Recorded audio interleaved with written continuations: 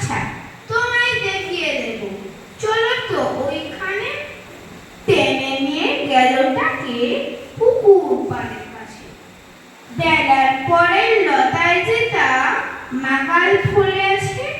বললে, দাদা সত্যি বলো, শোনার যে মন্দ হলো, তুমি শেষে বলতে কি চাও গাল ফলেছে গাছের?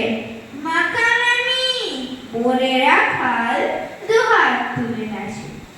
দুহাত কলম নিয়ে ছোটে খেলতে নাই চাই।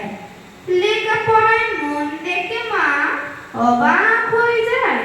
খাবার বেলায় অবশেষে দেখেছি যে কাণ্ড এসে। মেঘের পরে ঝুঁকে পড়ে খাতার পাতায় লাইন টেনে লিখছে শুধু মাকাল চন্দ্র রায়। নমস্কার।